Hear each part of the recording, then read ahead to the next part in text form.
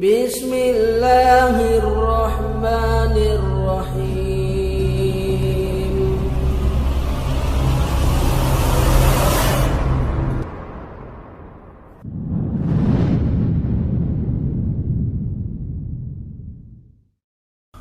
Kita akan bicara tentang fitnah yang tadi saya sebutkan.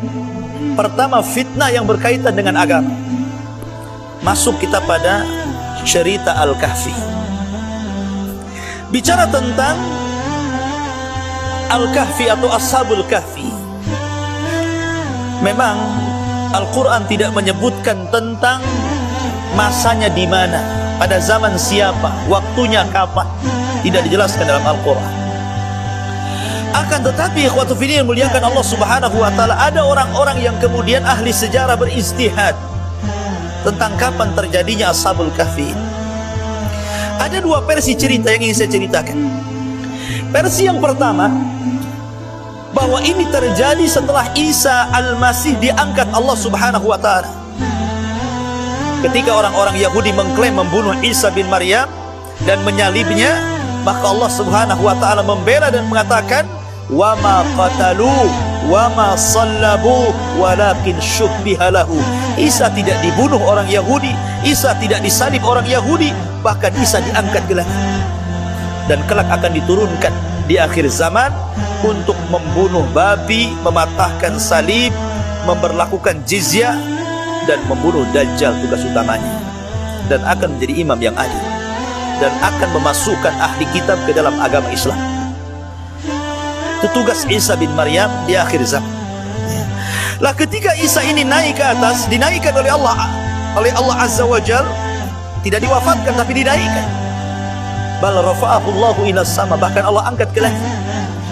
Ketika itu Hawariyun, mungkin kalau di zaman Rasul sahabat-sahabat Rasul, kalau sahabat-sahabat Nabi Isa disebut Hawariyun. Qala al-hawariyuna nahnu ansarullah, kata Allah. Lah Hawariyun Isa ini, para sahabat Nabi Isa ini terpecah menjadi tiga. Ketika mereka berperang dengan orang-orang Yahudi, maka mereka terpecah menjadi tiga. Ya. Grup yang pertama, mereka syahid, dibunuh orang-orang Yahudi. Kemudian grup yang kedua, mereka murtad. Akhirnya mereka tidak tahan dengan siksaan orang-orang Yahudi, kemudian murtad. Dan grup yang ketiga inilah yang lari, menyelamatkan diri dan berhijrah. Dari sinilah cikal bakal sejarah Al-Kahfi dimulai, dari yang lari-lari itu. Lah kemudian ikhwatu fiddin dimuliakan Allah Azza wa Jalla, yang lari-lari ini kemudian sebagian mereka lari ke sebuah tempat di sebuah desa. Rupanya desa ini dibenteng dan tidak ada jalan lain kecuali lewat desa itu. Rupanya selain dibenteng, gerbangnya itu disediakan patung yang disembah selain daripada Allah Subhanahu wa taala. Jadi kalau mereka harus melewati kampung itu, maka mereka wajib menyembah patung itu. Kalau tidak, maka mereka akan dibunuh dan tidak boleh lewat ke tempat ini, atau disuruh balik lagi. Sementara mereka itu menghindar dari kejaran orang-orang, harus menyelamatkan dirinya. Tidak ada jalan lain kecuali lewat kampung ini. Sementara ketika mau masuk disuruh nyembah patung. Ini fitnah agama namanya. Ya. Akhirnya kemudian mereka tidak mau dan mengatakan, saya tidak mungkin menyembah patung kalian, karena sesembahan saya adalah la ilaha illallah. Tidak ada sembahan yang berhak disembah kecuali Allah. Akhirnya mereka tidak diizinkan melintasi kampung itu, karena tidak mungkin balik lagi ke belakang. Terpaksa mereka tinggal di luar kampung. Kemudian mereka membuat hammam, membuat kamar mandi lah, tempat buang hajat gitu kan. Mereka pisahkan, tidak ikhtilat, yang sini laki-laki, yang sini perempuan. Ya. Rupanya oleh orang-orang kampung pun demikian. Apabila mereka keluar kampung, mereka menggunakan hammam, kamar mandi orang-orang ini. Begitu. Sampai suatu ketika putra raja yang menguasai kampung itu keluar bersama seorang perempuan. Tapi perempuan ini bukan istrinya. Ya, keluar. Ya. Kemudian ketika keduanya hendak buang hajat tidak ada tempat kecuali harus meminjam 2 kamar mandi tadi. Dan sudah diberlakukan tentang tidak boleh ikhtilat. Kalau yang perempuan ini kamar mandinya, kalau laki-laki ini kamar mandinya. Dan harusnya seperti itu ya. Sampai hari ini harusnya seperti itu. Bukan terjadi Ashabul Kahfi saja, tidak boleh ikhtilat kita. Tetapi karena dia merasa anak raja dan mengatakan, saya ini anak raja, yang berhak mengatur hukum saya bukan kalian, kalian orang asing. Akhirnya kemudian tidak diindahkan nasihatnya, masuk dia ke kamar mandi, dua-duanya, akhwat dan ikhwan, masuk ke dalam kamar mandi. Maka melihat mereka sudah bermaksiat kepada Allah Azza wa Jal, anak-anak muda yang lari dari kepungan orang Yahudi ini berdoa kepada Allah, Allahumma annahum qad asaik faf'al ma syi'ta ya Allah, karena mereka sudah bermaksiat kepadamu, terserah engkau mau buat apa mereka. Akhirnya Allah kirim azab kepada mereka, kemudian keduanya wafat di dalam kamar mandi ya. Akhirnya kemudian kewafatan putra raja ini, putra penguasa daerah itu, sampai kepada bapaknya, kan raja bapaknya. Oh, marah. Dikiranya yang membunuh siapa? Anak-anak muda itu kan ya. Karena marah dia siapkan pasukan. Lah anak-anak muda ini ketakutan mendengar dia akan diserang. Akhirnya mereka pergi ke hutan, ke gunung sana kan. Sampai di gunung dia ketemu dengan pengembala kambing. Kemudian mengajarkan tauhid. Akhirnya pengembala kambing ini ikut dia.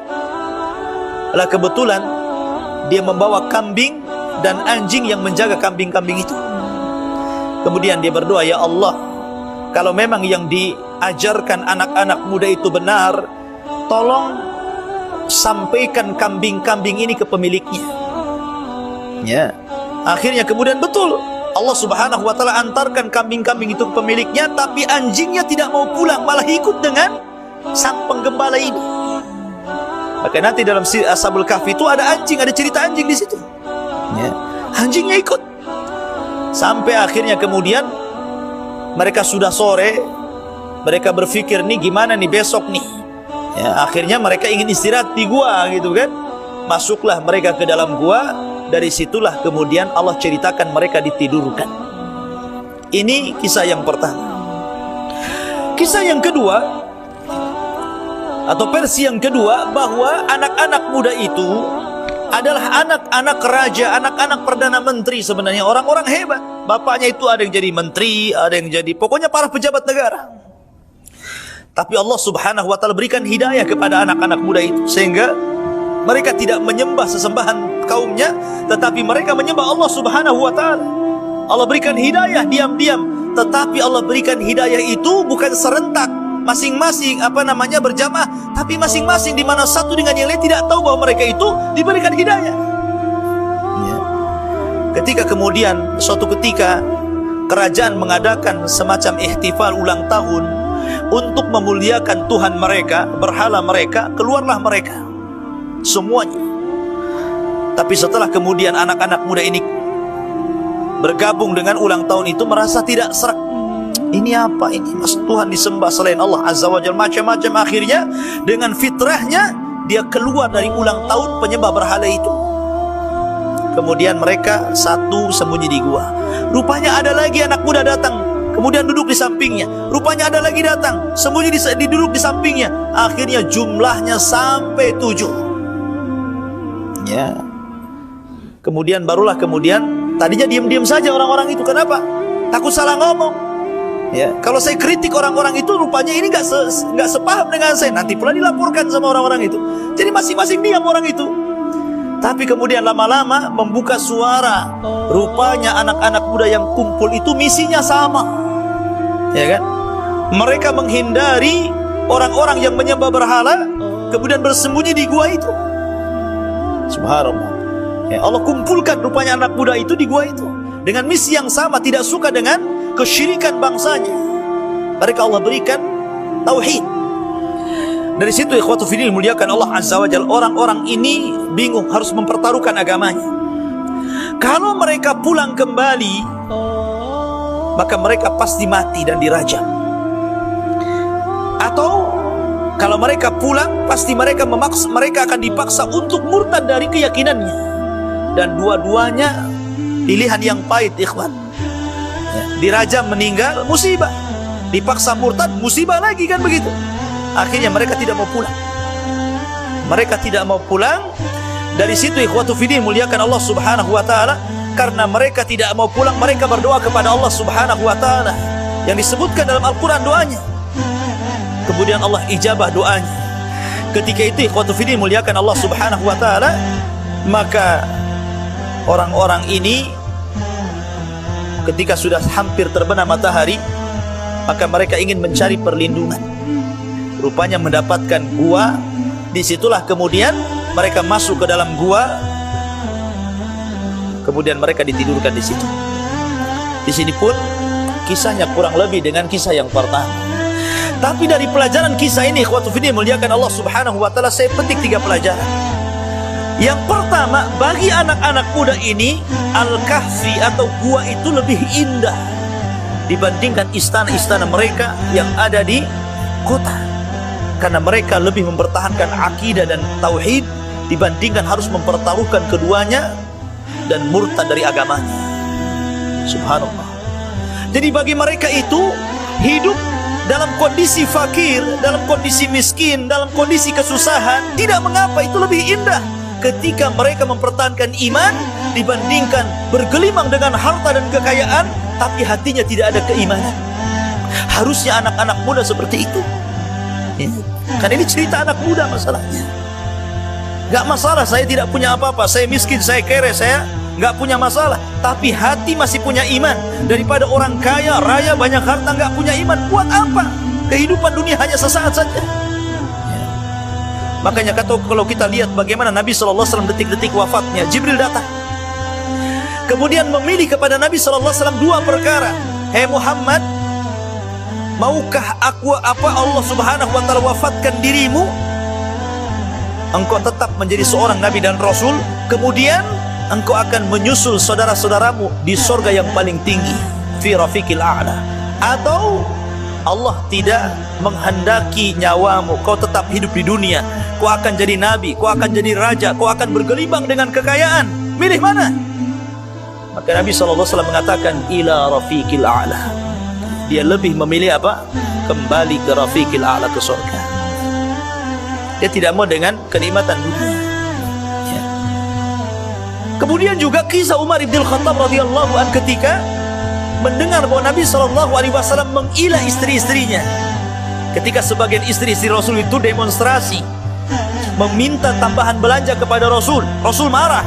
Akhirnya Rasul keluar dari rumahnya, kemudian membuat tenda di sekitar Masjid Nabawi, kemudian tinggal di situ sendirian. Tidak mau pulang ke rumah hampir 1 bulan. Sehingga kemudian Umar marah kepada Hafsah putrinya, Abu Bakar marah sama Aisyah putrinya, seolah-olah mereka menyakiti Nabi SAW. Maka Nabi SAW ketika itu harus tidur di tenda sendirian. Ya. Maka Umar bin Khattab radhiyallahu anhu kemudian izin untuk masuk ke tenda Rasul. Ketika diizinkan, Umar menangis. Kenapa? Karena dia tahu bagaimana seorang raja Persia, bagaimana seorang raja Romawi yang tinggal di singgasana, kemudian di kasur yang empuk dengan dayang-dayang yang megah dan luar biasa. Sementara Anda wahai Rasul berada di tenda kecil, tidak ada alas kaki, tidak ada alas orang berbaring gitu kan, kemudian penuh dengan tanah gitu. Subhanallah. Dari situ kemudian Nabi SAW mengatakan, ya Umar, sesungguhnya keindahan hidup itu hanya di akhirat. Itu menunjukkan apa? Gak masalah orang itu fakir, miskin, tapi ada iman dibandingkan kaya tapi tidak ada iman. Makanya Umar bin Khattab radhiyallahu an ketika diserahi padanya kunci Baitul Maqdis, ketika Abu Ubaidah ibn al-Jarrah berhasil menaklukkan Persia dalam perang Qadisiyah, ketika itu maka Raja Qadisiyah ini yang menjaga Baitul Maqdis tidak mau menyerahkan kunci kecuali kepada Umar ibn Khattab. Umar bin Khattab berjalan dari Madinah menuju Persia itu hanya berdua dengan pembantunya, gantian naik unta. Ketika sampai di Syam, Umar tidak lewat depan tapi lewat belakang, sehingga orang tidak tahu Amirul Mukminin datang.